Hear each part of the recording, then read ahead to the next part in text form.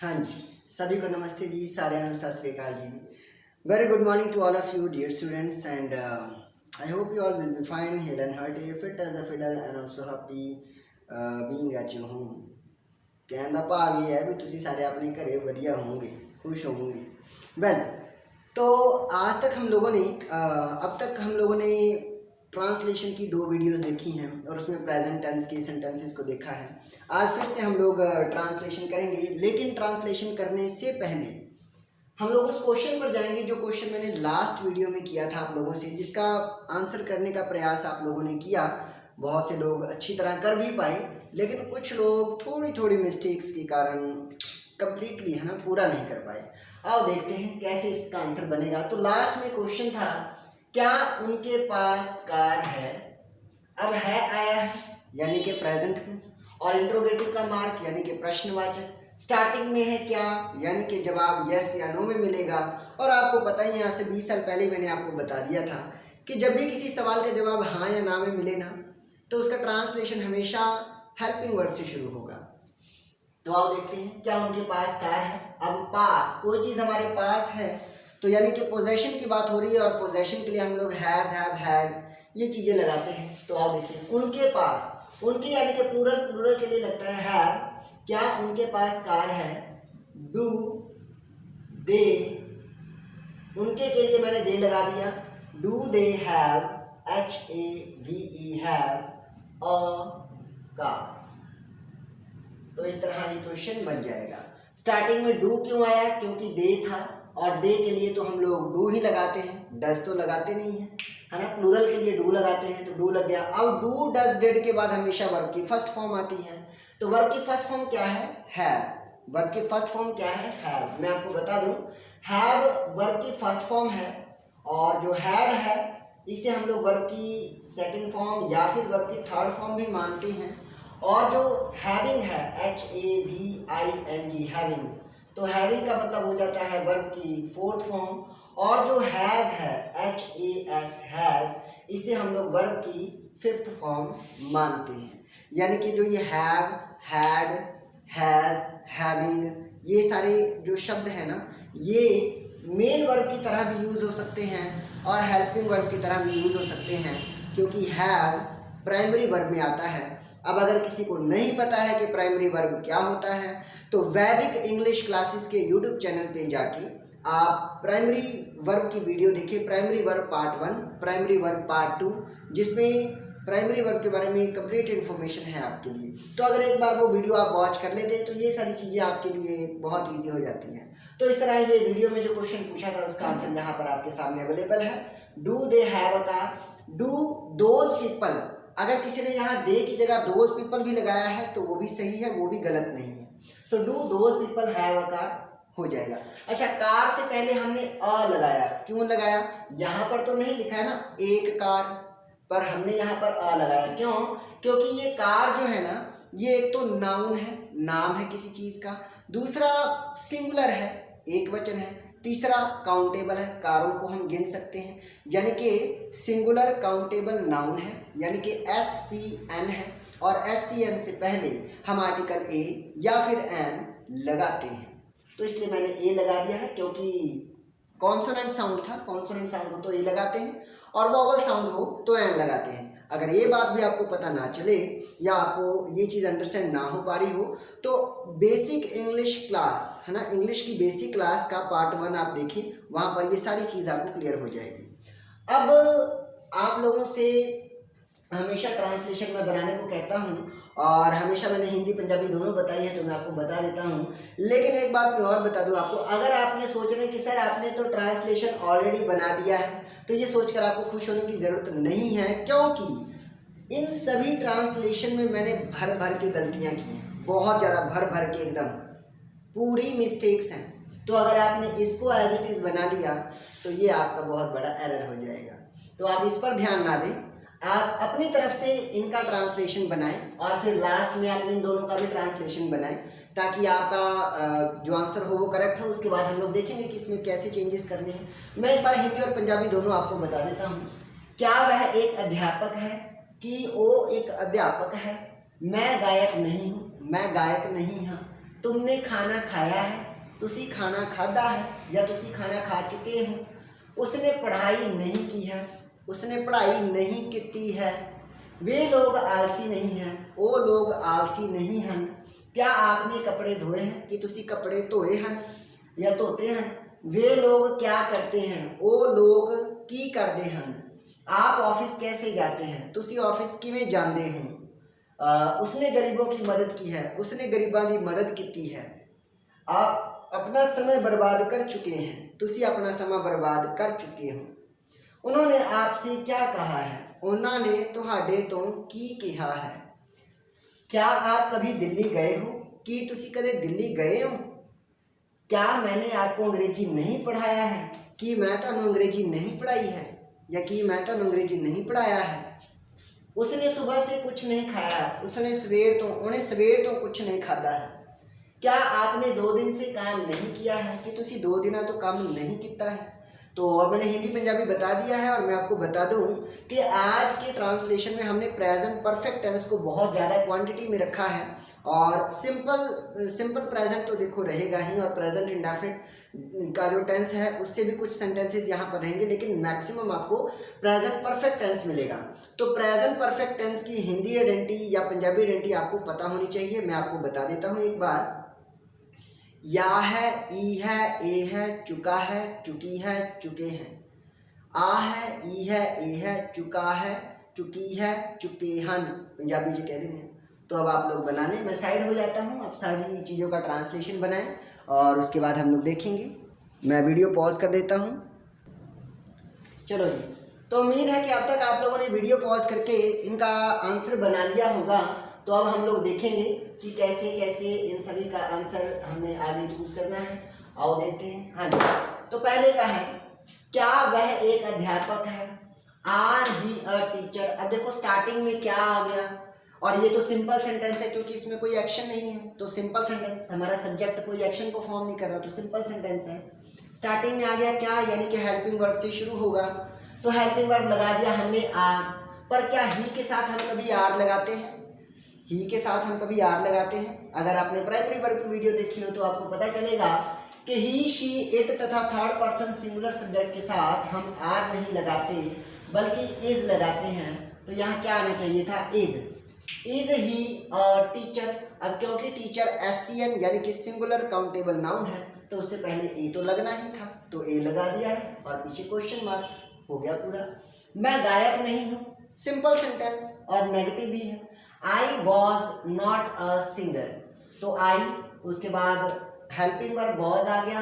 Helping verb के बाद ही हम लोग नॉट लगाते हैं, तो हेल्पिंग वर्ब के बाद नॉट लगी हुई है।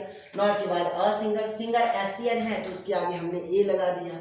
लेकिन यहाँ देखो हूँ आया है लास्ट में हूँ आया है, हाँ, हो, हूँ, ये सब तो प्रेजेंट के हैं। तो प्रेजेंट के सेंटेंस में भैया वॉज क्या कर रहा है, वॉज तो पास्ट में आता है, तो यहाँ पर वॉज नहीं आएगा, बल्कि आई के लिए हम लोग क्या लगाते हैं, एम लगाते हैं। तो यहाँ पर एम आ जाएगा, I am not a singer. तुमने खाना खाया है, तुसी खाना खाता है, तो कोई काम किया है, तुमने हमारे सब्जेक्ट ने खाना खाने का काम किया है। या है, ई है, ए है, चुका है, चुकी है, चुके हैं, प्रेजेंट परफेक्ट टेंस। तो यू के साथ हैज, क्योंकि परफेक्ट टेंस में हैज और हैव लगाते हैं, तो यू के साथ हैज लगा हुआ है। हैज, हैव, हैड के बाद हमेशा वर्ब की थर्ड फॉर्म आती है, तो वर्ब की थर्ड फॉर्म है ईटन, और ईटन के बाद फूड। तो बाकी सारी बात तो सही है, लेकिन एक बात बताओ, यू के साथ हम कभी हैज लगाते हैं क्या, नहीं। यू के साथ क्या लगता है, हैव लगता है। तो हम यहाँ पर हैज नहीं बल्कि हैव लगाएंगे, वी ई लिख देंगे, तो हैव हो जाएगा, हैव ईटन। अब एक बात और, यहाँ जो ईटन लिखा है ना, देखो हैव ईटन लिखा है, हैव ईटन, EATEN। अब ईटन की जगह हम लोग टेकन भी लिख सकते हैं, TAKEN, टेकन। टेकन का भी मतलब खाना पीना या प्राप्त करना होता है, और हैज, हैव, हैड का भी मतलब खाना पीना, प्राप्त करना, आनंद लेना, दुख झेलना। ये सारा कुछ मैंने प्राइमरी वर्ब की वीडियो में बताया हुआ है। तो खाने पीने के सेंस में हम लोग हैव को भी यूज कर सकते हैं, लेकिन हमें तो यहाँ थर्ड फॉर्म चाहिए। तो हैव का थर्ड फॉर्म क्या है, हैड। अभी मैंने बताया था ना कि हैव का थर्ड फॉर्म क्या है, हैड। हैड को ही वर्ब की सेकंड फॉर्म भी मानते हैं और थर्ड फॉर्म भी मानते हैं। तो यहाँ टेकन की जगह मैं HAD हैड भी लगा सकता हूँ, जो कि हमारा वर्ब की थर्ड फॉर्म बनेगा, जो कि खाने का सेंस देगा। जबकि यहाँ पर जो हैव लगा हुआ है ये हेल्पिंग वर्ब है और ये समय बताने का काम करेगा कि बात प्रेजेंट की हो रही है। तो अगर हम ऐसे कहें यू हैव हैड फूड तो भी सही है, यू हैव टेकन फूड तो भी सही है, यू हैव ईटन फूड तो भी सही है, और you have eaten the food लिख देंगे तो भी सही है। अगर आपको पहले से पता है कि क्या खाना खाया गया है तो आप द आर्टिकल लगा सकते हैं, नहीं तो सिर्फ फूड लिख दें तो भी सही है। आगे देखते हैं, उसने पढ़ाई नहीं की है तो की है यानी कि ई है, या है, ई है, ए है, चुका है, चुकी है, चुके हैं, प्रेजेंट परफेक्ट टेंस।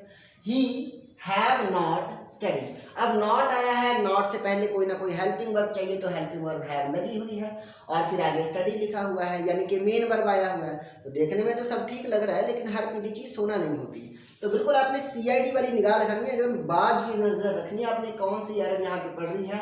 ही के साथ कभी भी हैव नहीं लगता, हमेशा हैज लगता है। तो यहाँ पर क्या लगेगा, हैज लगेगा। हैव लगाना गलत था, ही हैज नॉट स्टडी। अब देखो हैज हैव हैड के बाद वर्ब की थर्ड फॉर्म होनी चाहिए, पर स्टडी तो फर्स्ट फॉर्म है। स्टडी की थर्ड फॉर्म क्या होगी, स्टडी, स्टडीड, स्टडीड। तो IED लिखना होगा, IED स्टडीड लिखना होगा, तब जाकर ये आंसर सही होगा। आगे देखें, वे लोग आलसी नहीं हैं, सिंपल सेंटेंस है, कोई एक्शन नहीं हो रहा। तो वे लोग के लिए पहले हमने दोज पीपल लिख दिया, अगर आप सिर्फ दे लिख दें तो भी सही है। तो दोज पीपल प्लूरल है, प्लूरल के लिए आप इज कैसे लगा रहे हो भाई, प्लूरल के लिए तो आर लगता है प्रेजेंट में, तो ये इज लगाना गलत है, इसकी जगह क्या लगेगा, आर लगेगा। Those people are not lazy, lazy को आइडल भी कहते हैं, लेजी को स्लगिश भी कहते हैं, SLUGGISH, तो स्लगिश भी कहते हैं, लैंग्विड भी कहते हैं, लैंग्विड भी वर्ड आता है। चलो आगे देखते हैं, क्या आपने कपड़े धोए हैं, तो क्या स्टार्टिंग में आ गया, जवाब हाँ या ना में आएगा, तो ट्रांसलेशन हेल्पिंग वर्ब से शुरू होगा। ए है, एंड में लिखा है, या है, ई है, ए है, चुका है, चुकी है, चुके हैं, प्रेजेंट परफेक्ट। तो प्रेजेंट परफेक्ट स्टार्टिंग में हेल्पिंग वर्ब आना चाहिए, तो हमने हेल्पिंग वर्ब हैज लगा दिया। तो हैज के बाद यू, अरे ये क्या, यू हमारा सब्जेक्ट है, तो सब्जेक्ट के अकॉर्डिंग हेल्पिंग वर्ब लगती है, तो यू के साथ कभी हैज तो नहीं लगाते हम, यू के साथ तो हैव लगाते हैं। तो ये तो स्टार्टिंग में ही एरर आ गया भाई, तो इसकी जगह हैव लगा देंगे। हैव यू वॉश्ड, वर्ब की third form washed your clothes, ठीक है। अब देखो कपड़े हैं, कपड़े को धोने का काम करना है। अब कपड़े को अगर कोई ऐसा सेंटेंस आ रहा है जिसमें एक्शन हमें पहले से पता है कि ये एक्शन किया जाएगा या ये एक्शन हुआ है, तो उस एक्शन का नाम लिखने की बजाय, मान लो धोने का काम हुआ है ना, मान लो धोने का काम हुआ है, तो वॉश्ड लिखने की बजाय आप डन भी लगा सकते हो, क्योंकि कपड़ों को तो धोने का ही काम किया जा सकता है ना, या तो धोने का काम होगा या प्रेस करने का काम होगा या तय मार के अलमारी में रखने का काम होगा। तो ये सारे काम हमें पहले से पता है कि कपड़ों को क्या करना है, तो हम उसकी जगह उस करने वाले एक्शन का नाम लिखने की बजाय डन भी लिख सकते हैं, तो भी वो सही है। यानी कि have you done your clothes तो भी सही है ना, मजेदार बात। इसी तरह के बहुत सारे इंटरेस्टिंग फैक्ट्स आपको देखने को मिलेंगे।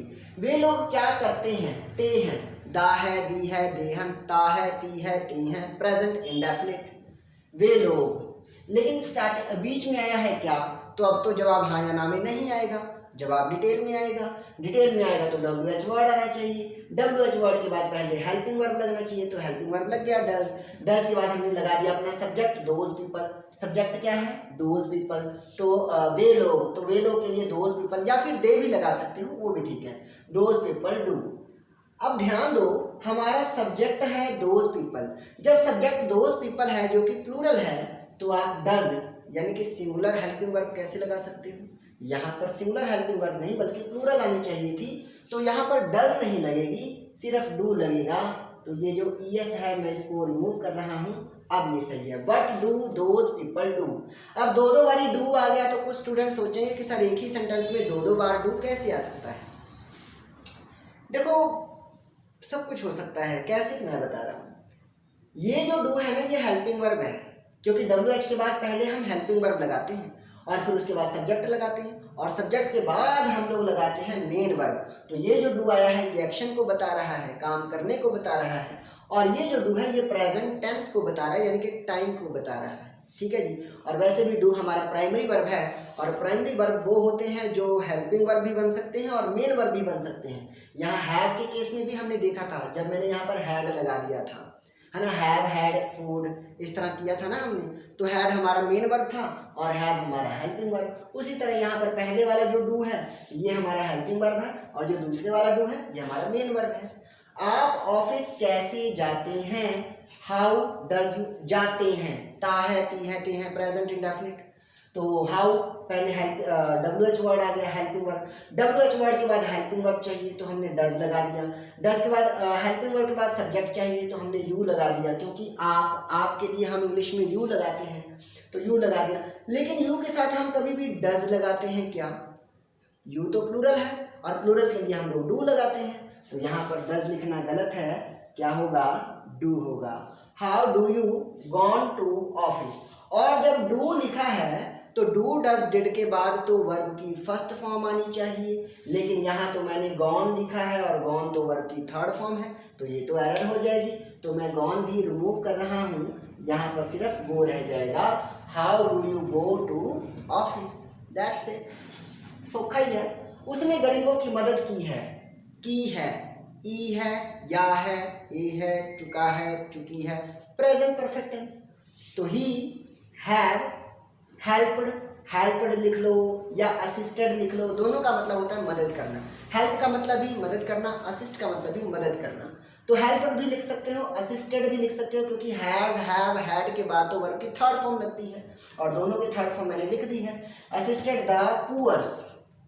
एक बात बताओ, ही के साथ क्या हम लोग कभी हैव लगाते हैं? ही शी इट के साथ हैज लगता है, ही शी इट के साथ हैज लगता है, ही शी इट तथा थर्ड पर्सन सिंगुलर सब्जेक्ट के साथ हैज लगाते हैं। और ये बात मैंने आपको आज से 20 साल पहले ही बता दी थी, तो मैं दोबारा रिपीट नहीं करूंगा, गलती से मैंने रिपीट कर दिया, चलो कोई बात नहीं। तो हैज लगा हुआ है तो भाई यहाँ पर भी हैज होना चाहिए, तो मैंने हैव लिख दिया है, इसने ठीक कर लोगे। तो यहाँ पर क्या आ जाएगा? हैज आ जाएगा, ही हैज, और हैज के बाद थर्ड फॉर्म हेल्प्ड या फिर असिस्टेड लिख लेना, द पुअर्स। ठीक है जी। हाँ, अच्छा, कुछ और भी एक गलती है, क्या गलती है बता दो, क्या कुछ और गलती है? सोचो, वीडियो पॉज कर लो और सोचो क्या गलती है। अब मैं बताता हूँ। ही हैज हेल्प्ड या फिर असिस्टेड द पुअर्स। भाई POOR पुअर हमारा एडजेक्टिव होता है, और किसी एडजेक्टिव से, किसी नहीं मतलब कुछ एडजेक्टिव के पहले जब आर्टिकल द लग जाए तो वो प्लूरल नाउन बन जाता है, अपने आप ही प्लूरल नाउन हो जाता है। तो उसमें पहले आप अलग से एस क्यों लगा रहे हो? जब द पुअर का मतलब होता है गरीब लोग, तो गरीब लोग तो ऑलरेडी प्लूरल है ना, तो उसमें आप एस क्यों लगा रहे हो? फिर अलग से एस नहीं लगेगा, सिर्फ पुअर हो जाएगा, द पुअर हो जाएगा। ठीक है जी।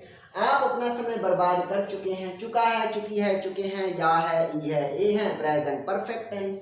यू हैज स्पॉइल्ड, स्पॉइल्ड मतलब खराब करना, बर्बाद करना। किल्ड भी कह सकते हैं, वेस्टेड बर्बाद करना। सो यू हैज स्पॉइल्ड या किल्ड या फिर wasted your time.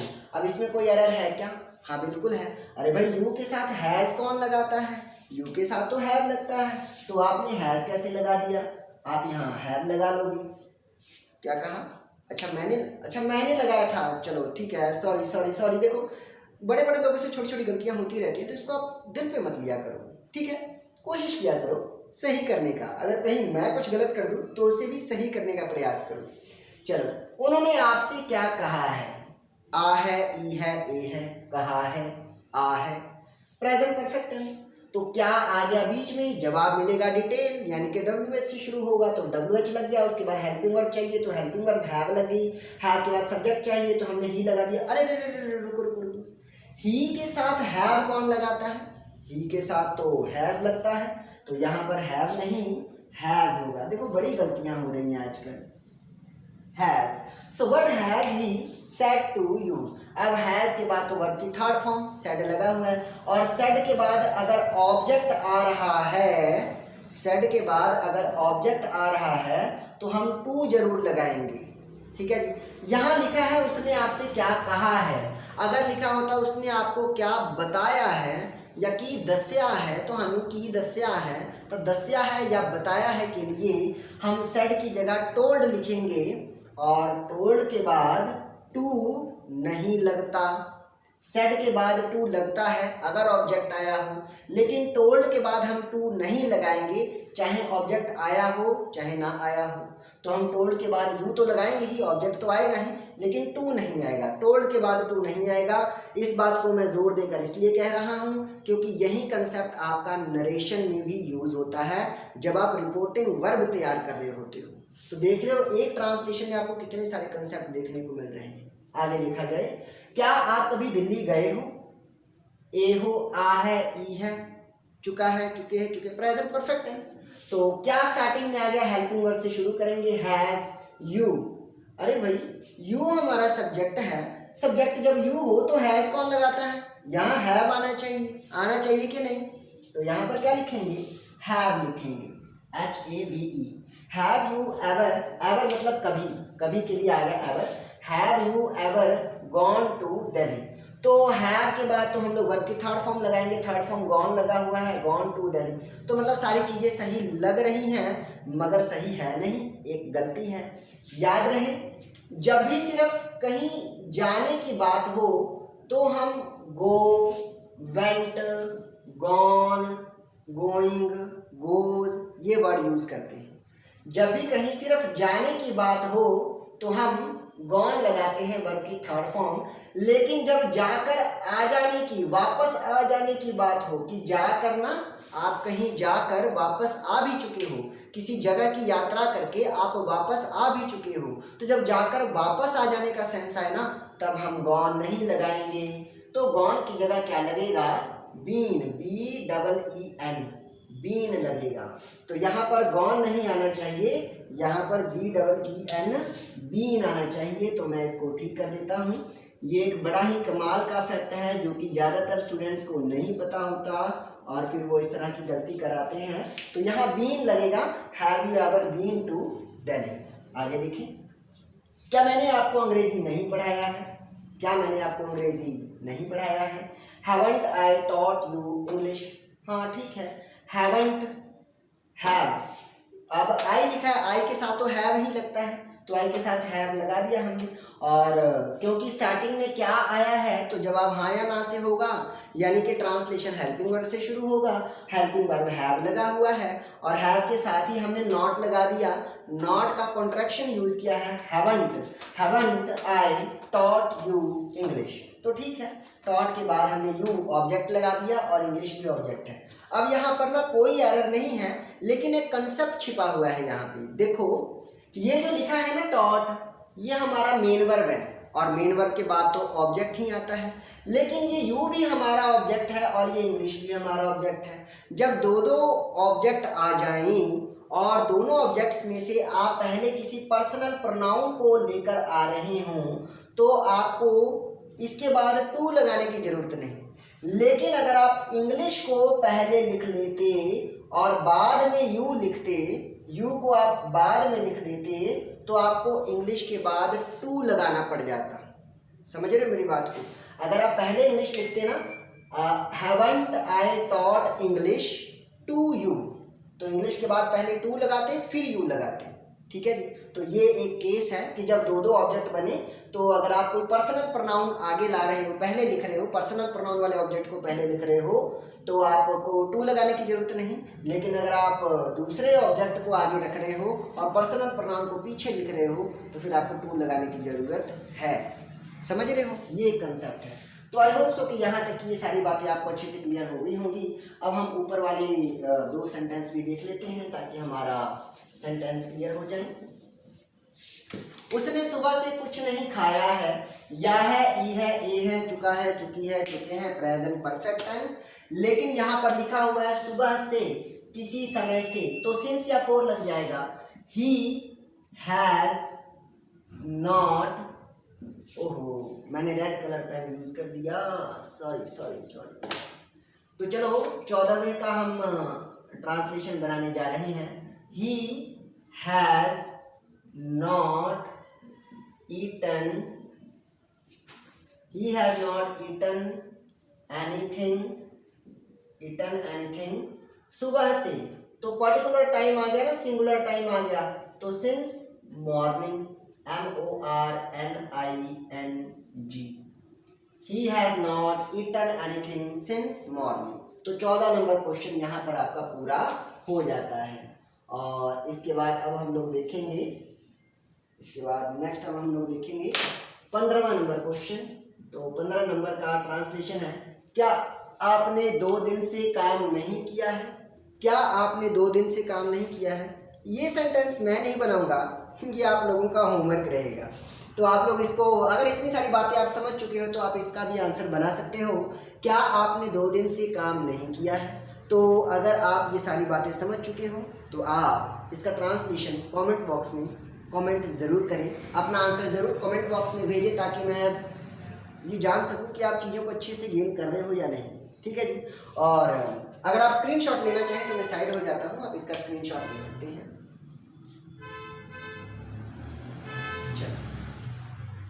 So dear students, I hope so कि मेरा ये छोटा सा प्रयास जो आप लोगों को इंग्लिश सिखाने का है, ये आपको बहुत पसंद आ रहा होगा और आप इससे काफ़ी कुछ सीख रहे होंगे। और अगर आप वाकई में इस चीज़ को पसंद कर रहे हैं तो देखिए लाइक का बटन दबाना मत भूलिएगा। आप लोग भूल जाते हैं, अक्सर भूल जाते हैं, मेरी आप लोगों से ये शिकायत है।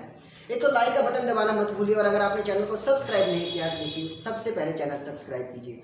और अगर वास्तव में आपको ये चीज़ फ्रूटफुल लगी हो, बेनिफिशियल लगी हो, रेम्यूनरेटिव लगी हो, मैं 3 सिनोनियम यूज़ कर रहा हूँ यहाँ पे, फ्रूटफुल, बेनिफिशियल, रेम्यूनरेटिव लगी हो, तो आप इसे शेयर करें किसी ऐसे पर्सन को जिसे वास्तव में इसकी ज़रूरत हो। ठीक है जी। Thank you everyone, thank you given me your precious time, thank you so much. जय हिंद, जय भारत, जय आर्यवर्त।